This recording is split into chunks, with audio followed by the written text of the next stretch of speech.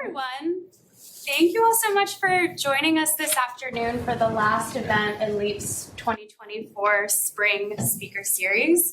I'm Laurie Sellars. I'm the Postgraduate Fellow with the Law, Ethics, and Animals program here at Yale Law School, and I am very delighted to be introducing our speaker today, Diego Ellis Soto, and leading the Q&A portion of the event. I have just a few logistical announcements before we dive into the fun stuff. First, there is lunch in the back. It is all vegan. Please help yourself. The cookies are vegan too. There's always a question about they're vegan. Also, please note this event is being recorded. And then I also just want to thank our many co-sponsors for this event: the Yale Animal Law Society, the Yale Environmental Law Association, the Yale Sustainable Food Program, and the Yale Environmental Humanities Program. So our talk today by Diego is going to be on the social, economic, and legal consequences of uneven biodiversity information in the United States. And I think it is a real treat that Diego's speaking with us today, if only because he's defending his dissertation in 3 weeks, and so has many, many other things to be working on. So I'll just briefly introduce Diego, and then I will let him take it away. Diego is a PhD candidate at Yale University, and he is also a NASA Finest Future Investigator. He works at the intersection of what I think is a really impressive variety of disciplines, ranging from music producing, environmental justice, ecology, and so on and so forth. And I think we have been very excited at LEAP to have been able to support Diego's work through 2 LEAP student grants. And it's also been a real delight to have him as a LEAP student fellow during his time here at Yale. I think one part of Diego's work that is really exciting to share is as a music producer, he's done a really incredible job of taking animal movements and facets of ecology and turning them into music. And I think I would be really remiss if I didn't brag that this work has led him to collaborate with the lead singer of REM and to perform his work at electronic music festivals, which I think is something that we can and should all aspire to in our own work. And so without much further ado, I'm going to turn it over to Diego to talk about this really exciting and important piece of research that he is investigating on how human discriminatory practices towards other humans are having this perhaps maybe not so surprising effect on our understanding of the non-human world. So with that, I'll turn it over to Diego. Can everyone hear me okay? Thank you so much, Laurie, for the kind introduction. I'm thrilled to be here. When I arrived at Yale, probably giving a talk at the Yale Law School was one of the things I probably would have least imagined. So thank you for the opportunity. And what I'm going to talk today is actually, I think, a consequence of my education throughout Yale. So as you will see in a little bit, I was trained in Central America and in Germany, very much on the head of having a purely STEM focus, trying to focus on the best quantitative science possibly, and being in interdisciplinary hubs of knowledge such as Yale or programs such as LEAP or the Sustainable Food Program have really shaped my thinking over the last 6 years. So I see this almost like as a learning to apply my quantitative skills learned from my PhD into some pressing issues of our times that I'm also extremely passionate about, and I've been able to learn from a community of scholars around Yale from very, very different fields. But if I were to look at my computer screen on my day-to-day, I would see something like this. So this is a map of global biodiversity information, pretty much every single record we have on the planet on where the wild things are that fly, crawl, swim, or that are plants. And this is me. I'm the small one with glasses, and that's my brother Leo. I was asking my mom for pictures to tell you the story. I was always meant to be a biologist, which is totally not true, actually. And if you see my CV, you will probably see a somewhat linear career path. So I had education in 3 different countries and actually initially wanted to be a journalist in Costa Rica and quickly transferred to an education in environmental science in Germany. I further performed work in different countries, exploring biodiversity and seeing how fragile nature is and how incredible it is also. And the power of both science, storytelling, and local actions by local heroes of conservation that are probably often not given the chance to speak at these panels. and ending up in my PhD in the United States. So if you put all of these countries together, it's actually not a straight line, right? Like everyone here, it was a combination of random chance events, hard work, and just a lot of different events that got me here. And the real reason I became a biologist, and probably many of you at LEAP while you're enjoying this vegan lunch, is that we really care about the natural world, right? 1 out of 6 species is going to be extinct by the end of this century if we don't do anything about it. And we are on track on keeping that promise of extinction. So biodiversity information in the age of big data, I find it interesting because even in the last 10 years throughout my education, the role that data and evidence has played into making conservation decisions is increasingly important. So, for example, there might be 60 bird species flying around the law school, right? But if we don't have empirical information, we might not be able to use these legal mechanisms that we have on hand to protect the species or mobilize funds for conservation biology. And this also happens at the international scale. So the Sustainable Development Goals, as a biologist, I would care about 14 and 15, which is ensuring there is sustainable life on land and below water. But increasingly, look at number 11, sustainable cities and communities. So we really need to integrate nature if we are to think about cities. And for example, this is what a biologist would do like me. So this is a model that tries to predict where all the hummingbirds are in the world. And these little black dots are where's the global hotspots of hummingbirds in the world. So this would be a really great tool for protecting hummingbirds, right? The problem is that these maps completely remove the fact that Homo sapiens, the biggest ecosystem engineer on Earth, arguably, lives in some of these places. So it's really, really difficult actually to make effective conservation actions when not accounting for socioeconomics at the very beginning, which is like what I did in this article. And I think we're at a historic, a critical period in time where we have a similar momentum for biodiversity conservation as the IPCC, the Panel for Climate Change, led to a Paris Agreement. We had the Convention on Biological Diversity last year, where most countries on Earth committed to protecting, for example, 30% of our natural land and 30% of our world's ocean, effectively doubling the amount of protected areas we have by 2030, and we have approximately 6.5 years to get that done. Besides that, there's ambitious pledges of hundreds of billions of dollars to protect biodiversity, something that we didn't have enough. And there's also, I think, a mainstream movement in that people care about biodiversity as well as the climate crisis. And we're sort of realizing that the climate crisis and the biodiversity crisis go hand in hand, and they're just exacerbated by inequity. Why did I mention cities? Well, half of humans live in cities. Almost 80% of the United States population lives in cities. By 2030, 2/3 of the world is going to live in cities. That's where most of the GDP of our planet is. And also, that's where most of human experiences and interactions happen with nature. And I want to hammer on this, on the power of things that are really hard to quantify and datafy. For example, environmental experiences for youth is, for example, what made me care about nature. It was not any scientific paper that I read, because I didn't read a paper until I was 21. So I think it's really important to remember that we need to, besides do our own efforts, make local efforts to promote environmental education access to people. And urban areas can yield big surprises. For example, in Connecticut, we have a lot of different biodiversity, especially birds, because we're in the middle of a flyway. Fun fact, can someone tell me how many species you think there are in East Rock Park of birds? 100. 100? Do we have a higher bidder? 200. 200. Okay, you're actually almost spot on. So there's 210 bird species found in East Rock Park, which is 21% of the bird biodiversity of this country. Which is crazy, right? So this is an urban area in a city that has 20% of all birds in the United States. So it's really, really important to conserve green spaces. And these are areas that if we didn't have observers, we probably wouldn't record half of these species, or pretty much any nocturnal owl. Fun fact, because I make music, and I'm going to keep the music almost non-existent in this talk, there's a song called East Rock Calling. If you want to check it out on my Spotify, smash that like button. So back to science now. So biodiversity information, by whom, where, when, and why? These are questions that sociologists have been asking for decades, and that I didn't really ask myself until 10 years ago. Well, the average, for example, bird watcher is over 50, white, male, very well educated, and is pretty affluent.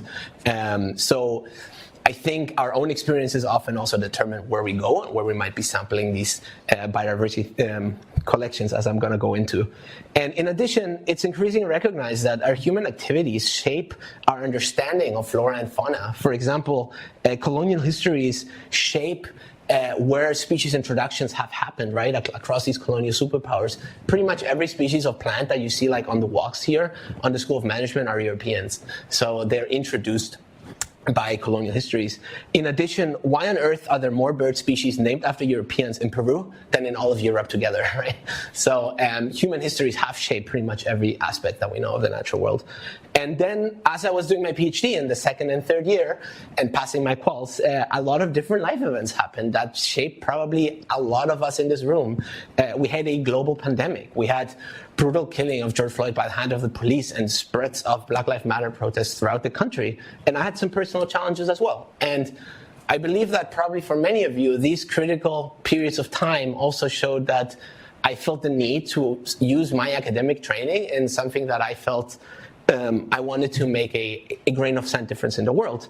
And then I read this paper that left me thinking, and actually fast forward 4 years, I'll be working with these folks, so life is funny how it works out.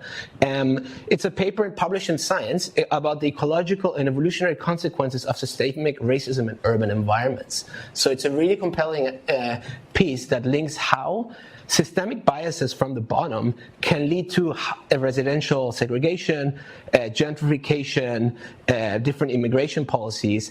Gentrification and segregation leads to different zoning policies, which further affects, for example, our green spaces, our urban heat islands, our pollutants, and animals care about all of this just like us. So it ultimately shapes how the wild things move and live with us in a city as well. And one of these examples that Chriselle mentioned in this paper that I'm going to work on a little bit is redlining in the United States. And here I'm going to make a little pitch that I am a non-immigrant resident alien in this country, and I'm going to talk about a systemic segregation practice in a country that's not my own, so please bear with me as I walk this through.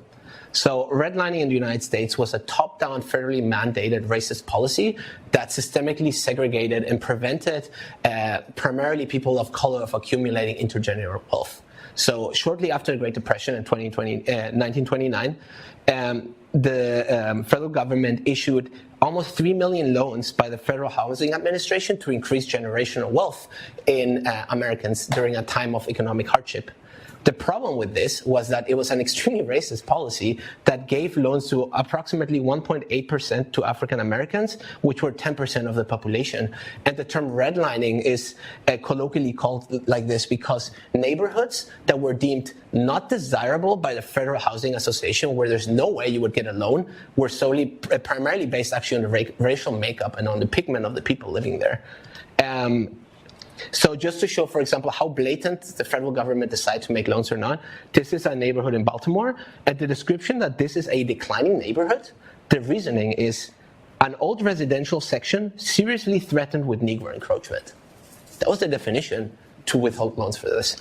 So you might say this was a practice from the 30s. Well, what happens if we overlay vacant lots in Baltimore from now with redlining maps from the 1930s? There's an extremely, extremely strong overlap because this has also systematically and over generations led to systemic segregation in cities. And it's actually very, very widely known in the public health sector that these redlining effects have lead to less income and lower home ownership, primarily in people of color. There is shorter life expectancies. There's higher rates of cancer. There is more air pollution in these cities.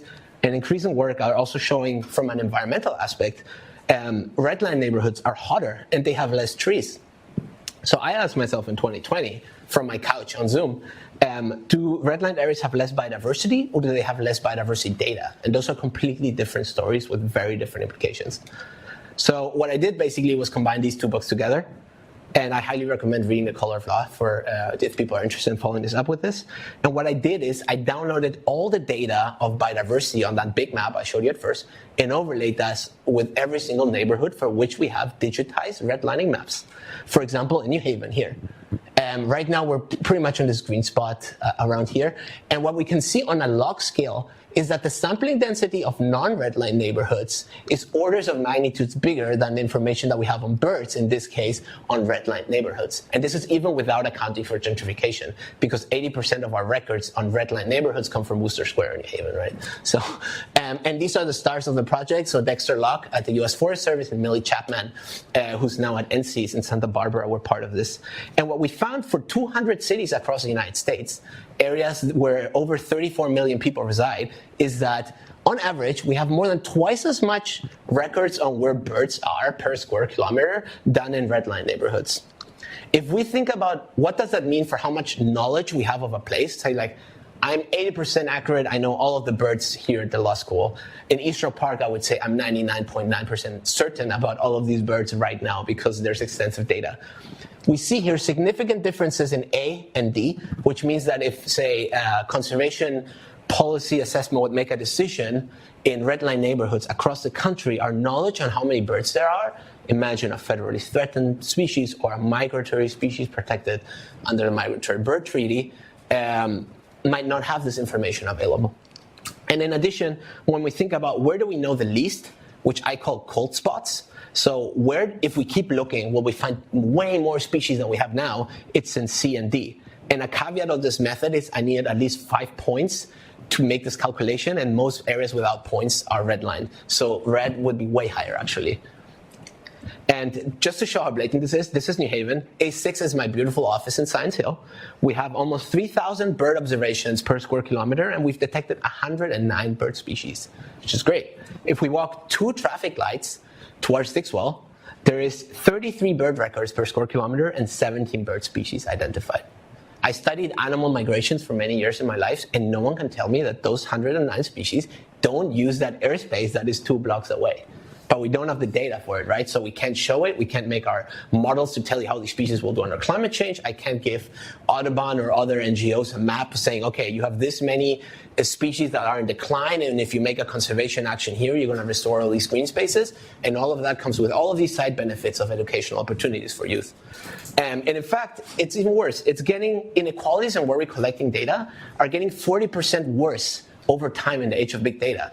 So more data, more bias. It's the same problem right now in biodiversity that we have with face recognition bias for policing that we had 20 years ago. So we have a lot of stories basically about big data and AI models leading to bias that we as biodiversity scientists and conservationists could learn from. In addition, one of the reviewers in this paper was like, well, I bet it's that participatory scientists, hobby scientists are more biased than museums. Well, we can look it up. Actually, museums are equally biased than the hobby scientists, so I think we all have a role to play. And it's interesting that iNaturalist, which is a participatory science app that has a way younger and more diverse demographic, is way more diverse than where we sample biodiversity. So highlighting probably, there's no causal mechanism that I have discovered, but probably highlighting the power of education and evening the playing field.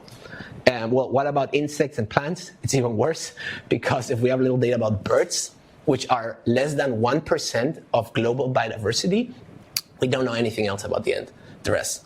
Fun fact, birds are less than 1% about biodiversity, but more than every second record about any single natural organism is about birds. It's crazy, right? Well, I was glad that this got a lot of press. It was highlighted by Nature, by Science, the New York Times, and I started getting a bunch of hate emails, and I didn't know why. And it was because the National Review actually read my article and said that birds are racist, which might miss the point, but it's been a very, very interesting experience learning about these emails. And there's a bunch of religious magazines that were also like criticizing my work for making this causal inference claim, which obviously I never made. But it leads me to ask, do we sample where the wild things are? This is a map of all the breeding bird species in the United States. Red means these areas have a lot of biodiversity. Or this is where we have data, and this is where there's a lot of money in the counties in the United States. So there's probably a bigger correlation with data and income than with data and species richness, which is very interesting and alarming, and we can actually account for it. So this led us to write a somewhat provocative piece called Human History Shaped by Biodiversity Data at the Sites of Future. So these patterns in the United States at the global scale, if we split countries by GDP, we're also seeing that there's orders of magnitude more in in areas with a lot of GDP, even though most of biodiversity is in countries where we have almost no data. So we have the opposite trend of what we actually need to make decisions. We see this in redlining, right? This was my paper showing more data in A than in D. We can also track legacies of war with biodiversity information, especially these metadata information associated with the observer during that time. For example, we can see that before the independence of Nigeria, a lot of other countries in Great Britain collected information, probably with different purposes and motivations than Nigerians themselves after the independence. So it's very interesting and important, I believe, to account for these. And some future avenue of research could be like, okay, how do we account for how changes in policies and law change the collection of biodiversity? That's something I would love to explore. If any one of you has any suggestions on this, please talk to me. And again, coming to the Montreal coming biodiversity agreement, we are at a critical juxtaposition. We have very few years left to get this done. So I showed these results to a New Haven elder, and they were like, okay, this is really exciting, but we have a lot of problems. Why should we care roughly? Like, we have gun violence, we have food insecurity. And it was like a very fair point, which is why I'm really, really interested in exploring this work, and hopefully with some of you to join forces with on what are the social political consequences of not knowing in an era where data is God, basically. So we can think about invasive species, we could think about COVID-19, about zoonotic outbreaks that shut down the world. We can think about legal mechanisms such as the Endangered Species Act, or policy incentives and executive orders such as the Justice 40 initiative, which tries to allocate 40% of the funding for infrastructure development and energy to support groups that have been marginalized and underrepresented in terms of climate change. And climate change and biodiversity go hand in hand. And what's really interesting, to identify areas where Justice 40 funds can go, you need some sort of indicators that are like spatial products that tell you, okay, this community is underserved in terms of green space, in terms of air quality. And it's interesting that Justice 40 talks about ecosystem services, but there's not a single indicator about biodiversity, which is interesting because species are actually what gives ecosystem services. So there's clearly a link there. And one of the things that I will try to do forward is putting biodiversity on these indicator spaces, because I think that's a critical intersection. And also actually, like the White House has a very strong commitment to environmental justice and conservation. And conservation biology historically has not been a friend of environmental justice. So just walking through why we should care about completely skewed biodiversity data. This is the deadliest animal on Earth to human, the mosquito. So if I were to download all the data of this mosquito in Texas and overlaid it, the latitude and the longitude of these records with money, I would say in blue, for example, that the average mosquito record is located in areas that have approximately like 80K household income. And white is the whole average of Texas, every single neighborhood together. And the dashed lines are the median household income and the poverty line. So what we can see here is that there's almost no data of mosquitoes, the deadliest animal on Earth for humans, below the poverty line. And these people are probably the most vulnerable communities to these, right? Then if we do the same exercise and overlay instead of money, but look at what is the racial makeup of people identifying as white or not in these neighborhoods, it becomes even more blatant. So white shows that Texas is a very diverse state. 0 means these neighborhoods, there's not a single person identifying as white, and 100 means people identify as white. So we see that where we collect data on mosquitoes is completely the opposite of the racial makeup of the state of Texas. So we're probably not serving this entire population very well. When I show this to ecologists, this is very interesting. But another thing that comes in the back of our mind is, okay, like, does this affect my science in any way, where I collect these data? And yes, it does. So in the next plot, you're going to see what's all the environmental conditions of Texas, and then where do we have data on the mosquito? So blue is way smaller than white. So this means that where we have data on the mosquito does not represent all of the environments of Texas, and probably mosquitoes are everywhere. That means that if I use these data to make a model, which is basically the bread and butter of every biodiversity scientist, whenever you read an article saying like, oh, species will go extinct by then, it's these data that are using these models. So we might even be getting our ecology wrong, besides making this an environmental justice problem for the most deadly animal on Earth for humans.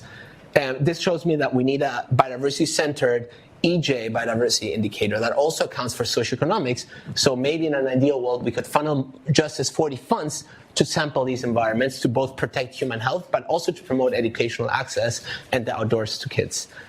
For example, starting New Haven in some of these polygons I showed you.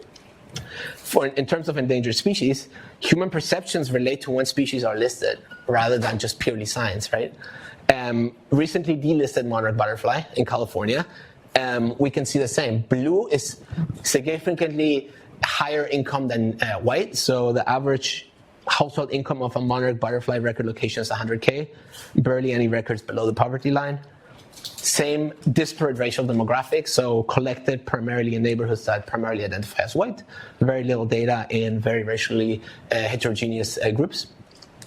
And in terms of the ecological impact for an ecologist, not as important, but still important. And I believe it's really important also to show that it's really species specific, highlighting the need to investigate this more.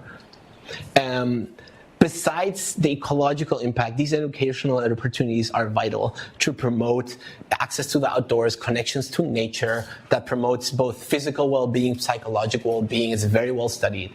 That there's all these additional benefits besides conservation biology that youth can have. And we need to diversify these opportunities if we want to diversify who sits in leadership positions in the environmental justice movement. Moving on to invasive species and ecosystem disservices. Invasive species cost the US $120 billion a year. And if we think about the spotted lanternfly, we see the same pattern in New Jersey. Records are approximately in neighborhoods at 100K, but probably these areas below the poverty line are the most affected by the species that cause economic damage. And in an ecology standpoint, how interesting. It actually makes no difference if we sample these places, if we only care about ecology, right? If we remove socioeconomics, justice, and people well-being. So it's very important to take these two into account instead of just looking at the right plot, which I would do as an ecologist.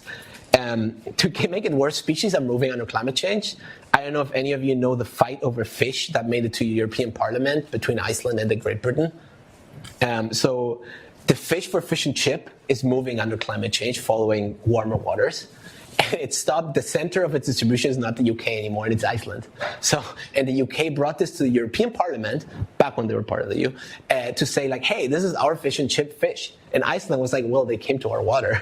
So these fights are already happening. And for example, here, if we take this to the United States, say the shark, under climate change, the amount of percentage of this fish being in a Canadian, Mexican, or United States exclusive economic zone will change. So species really are very highly mobile and they move every day across different countries. And this is the only slide that's actually my PhD. So I study how animals move and migrate over the world. And here you can see a global movement of animals. So moving all over the world. And what's also interesting is, this entire world should be pink, full of different animals moving, but the centers are very wealthy areas. So it also begs the question, who owns this data? Do we have a legal requirement to share this data if it's like a rhino, an elephant, or a critically endangered species? Migratory birds ignore political boundaries all the time. And there's a lot of actually international and national treaties about migratory species, especially marine mammals and birds, because I believe they're so charismatic, not because their population trends are doing worse than pretty much every insect. And what's very interesting too is the White House just brought up a very ambitious plan called the National Nature Assessment to assess the economic benefits, to assess the status, trends, and future projections of water, lands, wildlife, biodiversity, and ecosystem services they provide, including the connections to the economy, public health, equity, climate mitigation, and national security. So biodiversity is extremely important at the very top level. And it's interesting that there's a word here called equity. So there's an increasing need to actually, if we want to assess the benefits of nature to citizens of this country or residents in this country, we need to even the playing field where we have this information. And I'm really, really honored that last week, actually, the National Nature Assessment asked me to be a co-author on a chapter on conservation and equity. So stay tuned for more. And for example, these are some of the lines: enhance ocean justice through education, data, and knowledge. Develop diverse, equitable, inclusive, and accessible federal ocean workforce. So we need to both diversify who's doing the science, where we do it, and also promote educational opportunities so in 20 years the playing field evens out even more. And birds often pave the way. check out birdcastinfo.com. It's a weather forecast for birds. Every single day, it tells you, based on radars, how many birds fly over your city. Incredible tool, actually. That has led to some pretty impressive policy change. There's a lot of cities that are promoting lights out, like turn off your lights during peak bird migration, because otherwise tens of thousands of birds will hit your buildings. There's some really, the School of Management is a bird shredding machine here, and there has been an incredibly amount of work being done actually by LEAP here and the Planetary Solution work on investigating the impact of bird collision, both at the local scale and scaling it up at the national scale. And this just came out 2 weeks ago. Ecologists trying to talk about policy and law, and it would be great to join forces with a more diverse team to make these messages even stronger. And speaking of, I'll probably be moving to California soon to work on California policy. And California policy actually has equity at its core. This is the executive order by Governor Newsom on 30 by 30 that says there's an urgency, we need justice, diversity, and inquiry to protect California areas. So the amount of protected area is going to increase by 6% by 2030, and coastal waters might almost double. And this needs a bunch of biodiversity data, a bunch of socioeconomic data, especially if we're placing equity at its core. And biodiversity scientists also need to start incorporating these other dimensions, not just climatic variables and biodiversity variables, but about the humans that have to share the conservation consequences to better serve both humans but also animals that have to share a crowded planet with us. And I think there's a lot of urgency, actually. So after my graduation, I'll be heading to Davos, to the World Biodiversity Forum, to tell the rich to not do it, because carbon credits are already quantifying the economic costs of animals with very, very little scientific evidence for very few animals. For example, the International Monetary Fund published an article saying an elephant is worth $1.75 million in carbon credits. It's almost too good to be true, right? It's because it's not. Savanna and a forest elephant are completely different. A savanna elephant emits carbon. A forest elephant stores carbon. A male elephant bull is completely different in carbon sequestration than a female. The problem with this is the science is lagging behind the political and economic momentum that banks, NGOs, and some countries are actually having. So President Macron has endorsed biodiversity offsets, but no one really knows what they mean. Is a squirrel plus an orca 2 credits or 3? Or what about if we don't know if it's a species or a subspecies? So it really worries me that philanthropy and conservation organizations and economic sectors see these as ways of showing their commitment to the Convention of Biological Diversity when there's not enough scientific evidence or even a consensus among scientists or regulation that is backed by science to move forward with this. But I always tell my students it's not all that, and Winnie the Pooh is always right? We're all braver than we believe, we're stronger than we think, and we're smarter than we think. So this is my little solution on how to perhaps change a little grain of sand one step at a time. It's this, but also putting a keyboard in here. So now I'm happy to dive a little bit into the final part of what LEAP has so graciously supported me over time. And I showed you how it all started. This is me with an anaconda. What I didn't show you is that's my dad in the middle. My brother and I playing the flute in Montevideo airport for tourists to get their money. And with that money, we bought hats of Timon and Pumbaa. So I was always meant to do animal music, I guess, right? So this is what I'm doing up after. I'm thrilled to mention that I'll be joining the Society of Conservation Biology as a Smith Fellow. I'll be moving to UC Berkeley with the California Academy of Science to create a bottom-up community-based initiative to collect biodiversity records, combining STEM and art that will further inform policy. So grab these areas that have very, very little biodiversity data, take some kids with them, promote educational opportunities, pay local educators to go work with you, provide them bird books, provide them ongoing support, partner with local grassroots organizations, and take these informations on birds, put them up on these global databases to increase our biodiversity knowledge, but also make hip hop and bachata out of blue jay songs, because that is actually a way, as silly as it sounds, that kids remember bird calls. I've been doing this in New Haven for a few years now, and they do remember the blue jay because they put it right after the beat. Just like us, right? With tongue twisters, and we make these mental breaks between words. And then we can even show that working with kids improved our models on where these species are in urban environments, because, say, with some kids, we went to get some bird data or some starfish data, and we can increase the coverage and how much data we have in the San Francisco by 50%.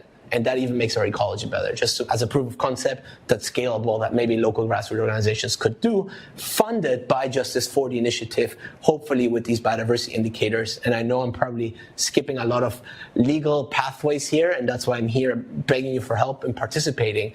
And the goal first is to do this in California, where it's a little bit easier and there's some better connections to get this done. So the goal will be to also make an environmental justice centered biodiversity indicator with the California Academy of Science to help shape California 30 by 30 policy. And these indicators are normally hand in hand with the EPA. And California has their own, because California is normally paving the way of what later becomes federal policy. So I'm hoping that California can be an incubator that's scalable.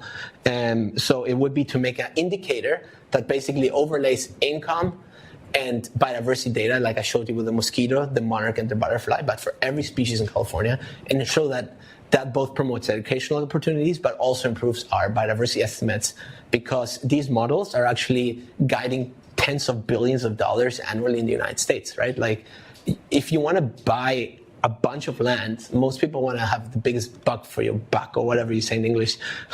How many species you want to protect? And these lands are very expensive, especially so in California. And the third goal is to basically make this viral. So does any of you know a city nature walk or iNaturalist? So every year, hundreds of cities across the world are organizing to do what's called a BioBlitz, where you go out and sample biodiversity. It has almost 1 million participants every year.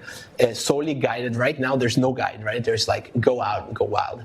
What if we can say, like, hey, like, instead, these are the areas that are in need of biodiversity science, but don't just go there as yourself, go once and leave and pat yourself in the back. Maybe donate to local grassroots organizations so that they can do these walks, or maybe collaborate with a teacher that's really motivated in your school and go with them with your knowledge, but don't parachute yourself in there. So these will things that hopefully we can scale up. And I'm excited because the California Academy of Science is the one that is organizing these city walks all over the world. And this was prototyped in New Haven, right? So this was this is in my garden with a so-called bird spy microphone. And it's not just about science, right? Along the way, we've been working with different people across the community of New Haven. These rocks, actually, called nature rocks, were made by cancer survivors at Smilo Hospital, just to show that nature is everywhere. We don't need to go to wilderness areas. We can engage a wide round of people who are experiencing nature in very different settings than us. And I also think that finding these connections make it a much more easier dialogue to talk across the aisle, across bipartisan issues. It's very different to talk about, can I make bird music with your kids, than like, this is a biodiversity hotspot because socioeconomic inequality has segregated this. So that sometimes people just shut off with this narrative. So I think this is a more a fresh narrative that might hopefully promote dialogue across the aisle.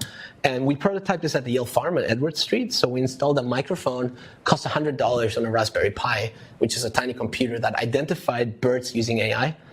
And this is with John Koss, who used to be an engineering student. And we detected over 60 species in that farm over 4 weeks, over 20,000 data points. And this cost under $100. So we could scale this up with educators across this country, right, to promote these opportunities. And also, besides learning about birds, you're learning about computer programming, which will make it will allow you to get higher paying jobs besides all the environmental side benefits. And we can also make stories, the blue jay is the loudest singer at the Yale Farm, and make it more like SciComm friendly. And this is, for example, what the data looks like that this Raspberry Pi gives you. It tells you which species was when and where, latitude and longitude, and tells you the confidence of the AI. So you can also filter out garbage. For example, this AI thinks that the eastern screech owl is an ambulance, and not just is it wrong, but it's very confident in that it's right. So there's still some improvement, but the human in loop will remain crucial. And we have an art exhibit in New Haven. Here is a participant playing a bird sound with his phone, seeing in the screen in real time how this AI identifies the bird. We had like music out of termites.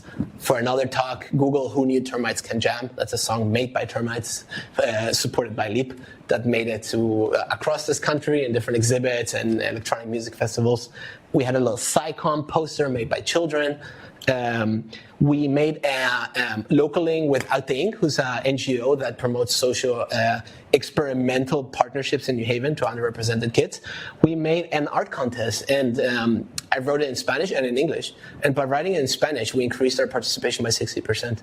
and it took, maybe 5 minutes? So these are the winners of our art contest.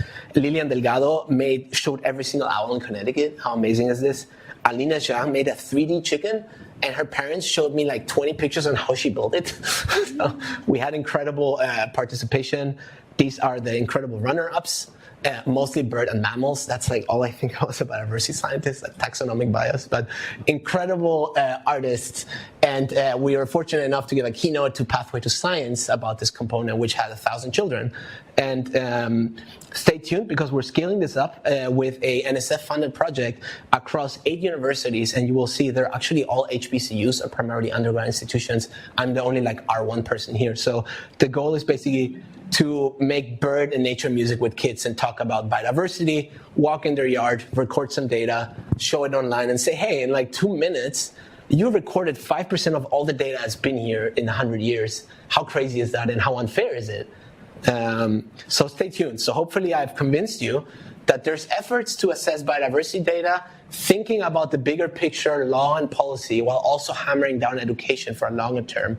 And while I talk to the end, this is a song actually we made with bird calls at the Yale farm called The Farm Birds Sing a Song, and it has a piano as well, which is me, but everything else is just from the farm. So there's local efforts we can all do. We can partner with educational grassroots organizations, either with our time, with our money. We can promote politicians that support this. We can stay engaged in elder city town hall meetings that are maybe not the most glamorous things to do to promote changing the needle, but they're incredibly important. At the national scales, we can both have scientific dialogues. We can also engage with other universities that do not have these resources and change literally a kid's life. We can engage with religious communities, because a lot of religious communities serve the populations that, as a biodiversity scientist, I don't serve, neither do I claim to be able to serve. For example, a lot of Black church leaders in Baltimore are going to meet with me in a few weeks to talk about the potential of installing a Bird Spy microphone and making music, gospel music, bird gospel music, basically. Electronic music festivals are an interesting way. I don't know if it's the best SciComm way, but it was interesting to ask people whether this was actually an ant they were dancing to. And this video, for example, would be a fun final classroom project if we take these kids out, document biodiversity, and make a little video in the end that will show them about PowerPoint skills, education, music, science, and others. And hopefully we're scaling this up to Uruguay, where I'm from, and that's my grandpa reading an article about how he was an inspiration for me to become a scientist. So it's almost like a full circle. And to end, I do believe that there's opportunity to do this, not just in wilderness areas or high-income neighborhoods, but you can do this in any town, in a school, urban farm, in a hospital, at a playground. And with that, I want to thank you for listening and thank you for your attention.